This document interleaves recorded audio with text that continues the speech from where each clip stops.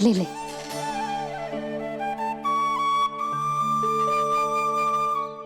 आज तो एक के बाद एक पेड़ मिल रहे हैं, वो भी बिना रोक टोक के। मैया 2 के बाद तीसरी मिठाई बड़ी कठिनाई से खाने देती है, पर आज सादा लाड पेड़ों के माध्यम से जिता रही है। कछु तो रहस्य है। प्रभु, क्या आप भी वही सोच रहे हैं जो मैं सोच रही हूँ? कोई परीक्षा तो नहीं ले रही है ये? किस सोच में पड़ गए तुम दोनों?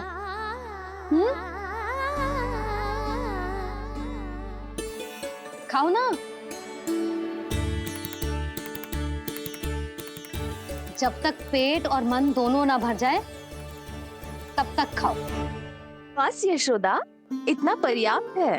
अरे ना जिज्जी, घर के शुद्ध मावा और गुड़ के बने, कितना भी खा ले कोई हानि ना होगी। लो और लो।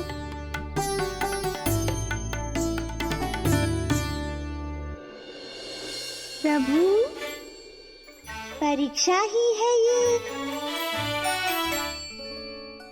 ये तो खाए जा रहा है, कहीं मेरी दी हुई सीख फूल तो ना खाओ, सारा खेल बिगड़ जाएगा।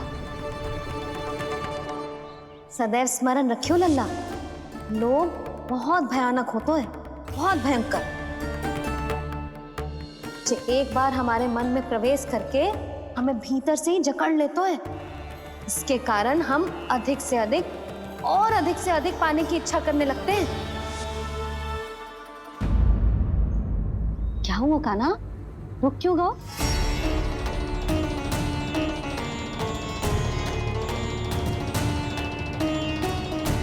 आपने तो सिखाया था मैया, जितनी आवश्यकता हो उतना ही लेना चाहिए, लोभ कभी ना करना चाहिए।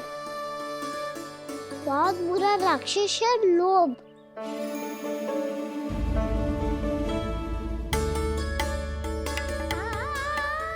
बुरा और खाने में कोई बुराई ना है कान्हा, ले ले। ना मैया, लो मैं अधिक खाऊंगा तो फिर पेट पकड़ के बैठना पड़ेगा।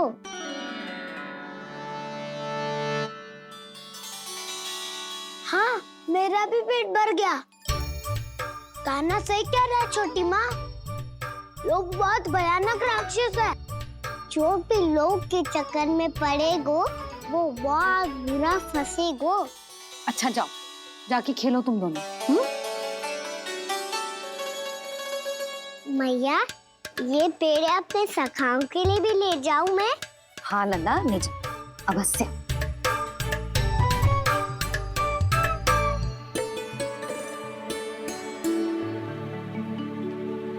देखो, जो बात इन नन्हे से बालकों को भी समझ में आ रही है, वो तुम सबकी समझ क्यों ना आ रही?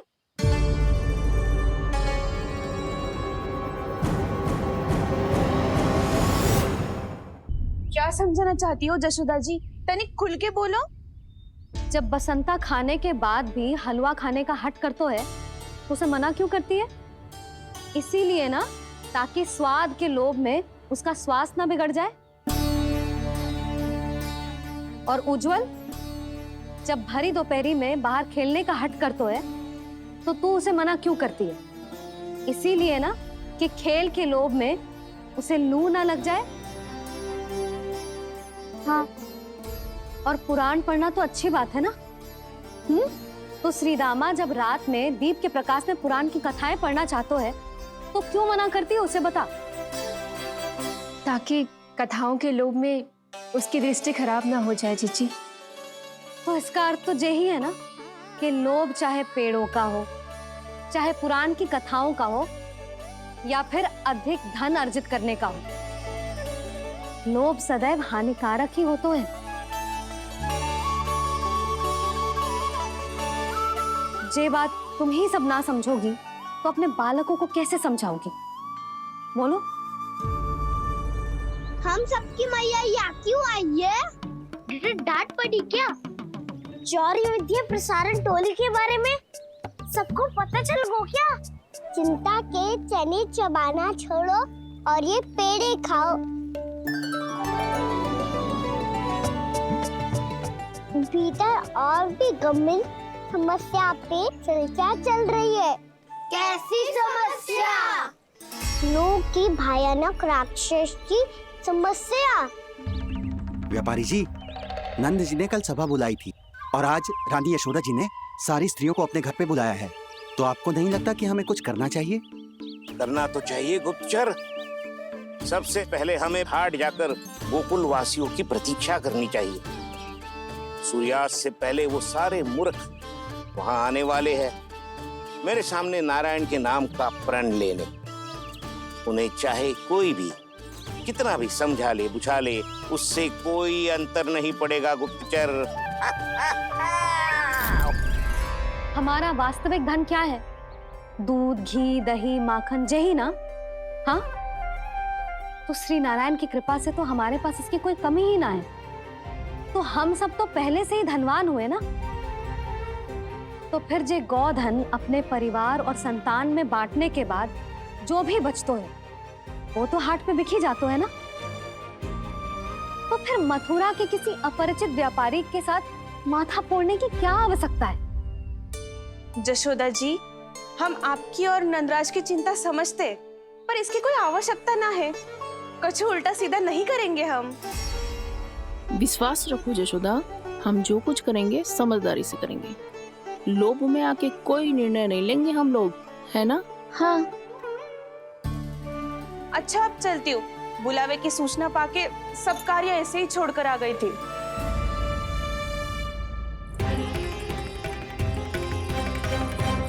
अब किसको घेर लियो?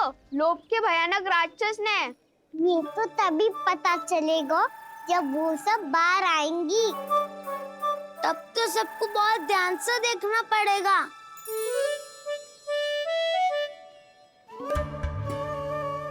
देखना तो पड़ेगा दाऊ, तभी तो पता चलेगा माखन चुराने किसके यहाँ जाना है। नाना,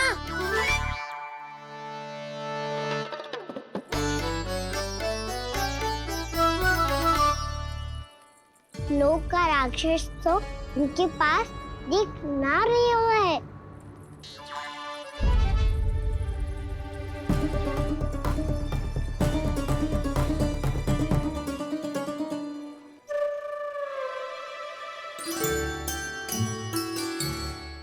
नारायण का बहुत बहुत धन्यवाद। कान्हा, मेरे मैया को घेर रहे है क्या उस राक्षस ने? यशोदा भाभी और नंद भैया कितने चिंतित थे ना। पक्का कछु ना कछु कारण तो अवश्य होगा। हाँ, मुझे भी सच लग रहा है कि धनवान बनने के चक्कर में मैं तनिक ज्यादा ही लोभ में पड़ गई थी। नहीं, बस गए। और मेरी मैया दादी, उनका क्या गाना? बहू, सुलक्षणा की जैसे ढेर सारा धन कमाने के चक्कर में लोभ में तो ना आ रहे ना हम। हे नारायण, बहुत कृपा है आपकी। लगता है लोभ का राक्षस किसी को अपनी चपेट में नहीं ले पाया। लेता भी कैसे दाऊ? मेरी मैया ने जो समझायो है। क्या लगता है यशोदा, इन्हें समझ आया होगा? आशा तो यही है, और अब भी ना समझी तो फिर तो नारायण भी ना समझा सकते। सुनो, दोपहरी में हम सब मिलेंगे। दोपहरी में? तो क्या तू तब निश्चित करेगो कि आज किसके यहाँ जाना है माखन? आज कोई माखन चोरी नहीं होगी। क्षमा करना दाऊ, भैया के का समझाने के बाद भी जिसके समझ में कछु ना आई हुई थी उसके घर चोरी तो करनी पड़ेगी आज।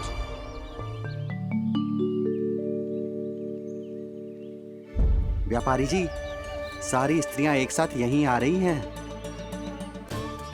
मेरे चक्रव्यूह में फंसने की इतनी शीघ्रता कि संध्या तक भी नहीं रुक पाई।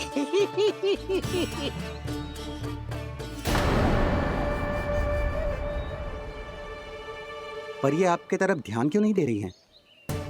लगता है गोकुल की रानी ने इनको पाठ पढ़ा ही दिया। अब आपको ही कुछ करना होगा व्यापारी जी। करूंगा, अपनी चाल सबसे अंत में चलूंगा। किंतु अभी उनके लिए एक घोषणा ही पर्याप्त होगी। तुमने सबको सूचित तो कर दिया है ना कि सबको अग्रिम धनराशि मिलेगी, वो भी दूध, दही, माखन, घी बेचने के बाद नहीं, वो पहले ही मिला करेगी। वो भी केवल एक दिन की नहीं, पूरे सप्ताह की। मैं बिल्कुल सही कह रही थी। जशोदा जी और नंदराज व्यर्थ ही चिंता कर रहे थे। यदि इन व्यापारी जी के मन में कोई मैल होता तुझे अग्रिम धनराशि थोड़ी ना देते। बात तो तुम सही कह रही हो सुलक्षणा।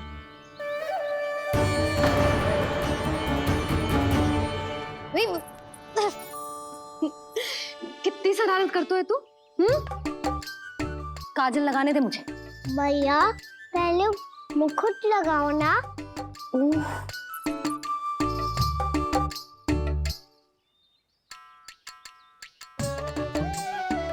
और मेरी मुन्नी। हाँ हाँ रुक जा। चले बस होगा प्रसन्न। भैया मैं ना चाहता मैं इसे फिर से भूल जाऊं, नहीं तो कड़ी धूप में इसे लेने वापस लौटना पड़ता है। चल अब बैठ जा। अब मुझे काजल लगाने दे लेना। भैया इतना सारा काजल मत लगाओ, छोटा सा बालक लगता हूँ मैं। आहा, नखरे तो देखो। इतना सज धज के तो तेरे बाबा भी ना जाते बाहर, दृष्टि लग जाएगी लल्ला।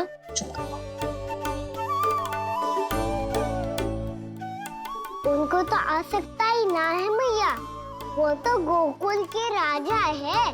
वैसे भी मुझे भी कम मत समझो, मैं भी राजा हूँ अपनी टोली का। कौन सी टोली? अपनी। ये क्या कर रहे हैं प्रभु? बता, कौन सी टोली? बालकों की टोली मैया, मारी खीर वाली टोली का।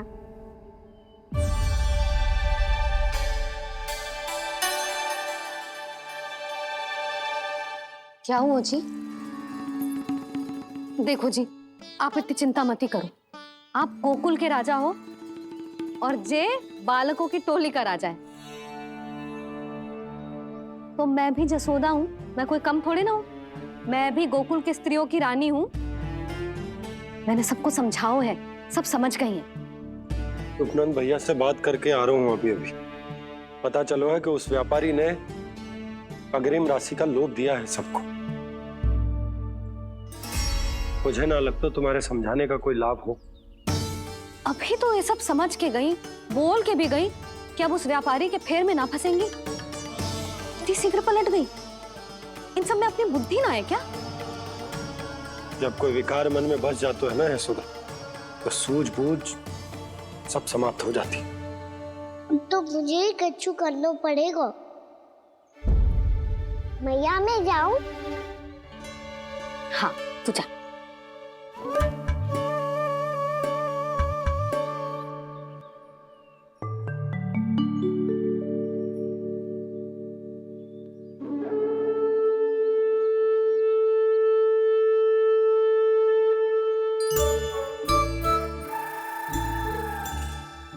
बहुत बड़ी समस्या हो गई है सखाओ।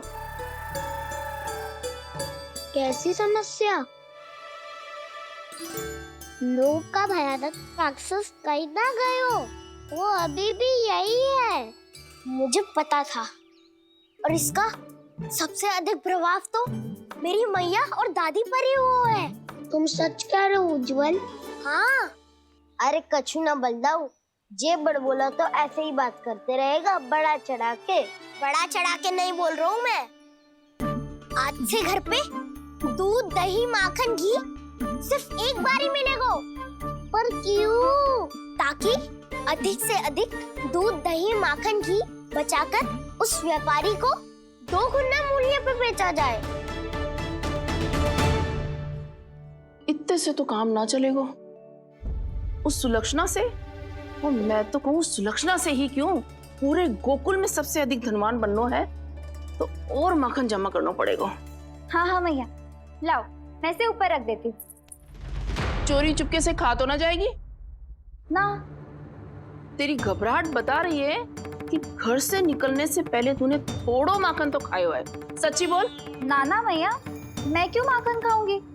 मैं भी तेरी मैया हूँ लाली, माप के रखो तो मैंने।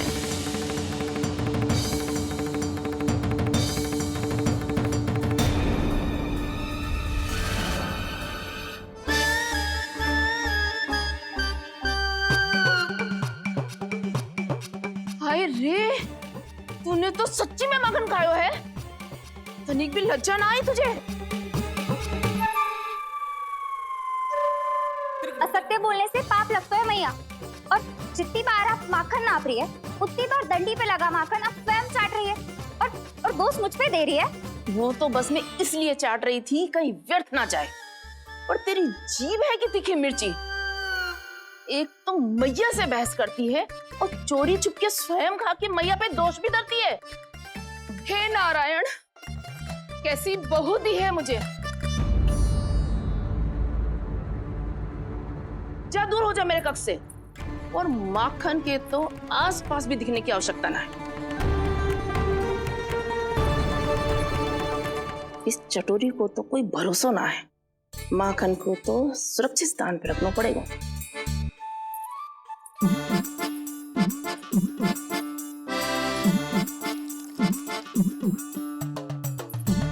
यदि बहू ने अब मटकी उतारने को प्रयास किया तो अचानक पानी गिर जाएगा और घबरा के वो चिल्लाएगी और मुझे पता पड़ जाएगा।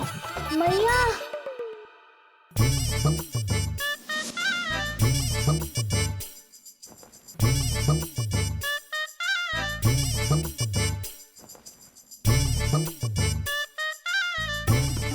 ये माखन तो मैं किसी को छूने भी ना दूंगी, तभी तो बनूंगी धनवान, बहुत धनवान। मैया माखन बेचने कहीं अकेली ना निकल जाए।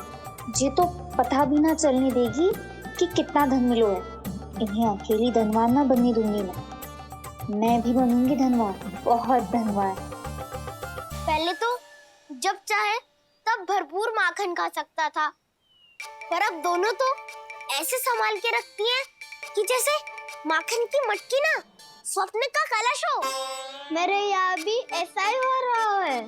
नारायण का बहुत बहुत धन्यवाद। नंजी और जशोदा जी की बातों में आने से पहले ही सत्य का पता चल गया।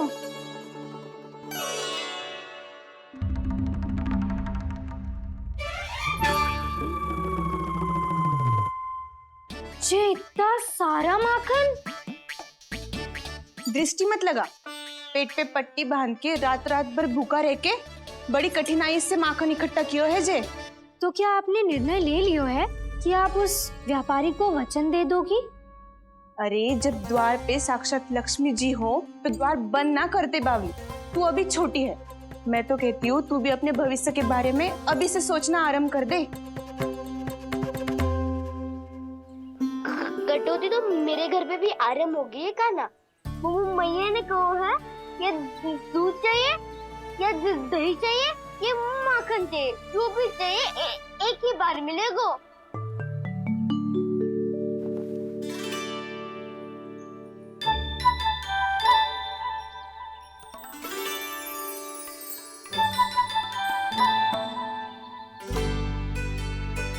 तब हमारी टोली को ही कुछ करना पड़ेगा।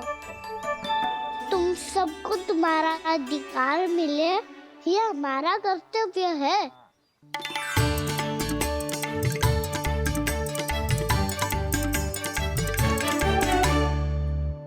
अब हम कछु ना कर सकते यशोदा। यदि अब मैंने उन्हें रोको तो उन्हें लगेगा कि मैं उनसे उनकी उन्नति का अधिकार छीन लूं। दूध दही माखन पे सबसे पहला अधिकार बच्चों का होता है, फिर घर के बालकों का। और ये अधिकार हमें दिलाना चाहिए, है ना दाऊ? मैं सब समझता हूँ कान्हा। तुम मुझसे इसलिए पूछ रहे हो ताकि तुम माखन चोरी की योजना बना सको, पर मैं तुम्हारा समर्थन नहीं करूँगा। पर दाऊ, ना ना, पिछली बार तुमने ही कहा था ना कि हम ये चोरी केवल वानर महाराज की सहायता के लिए कर रहे हैं। लो, वानर महाराज भी आ गए हमारा साथ देने। आज कोई किसी का साथ नहीं देगा।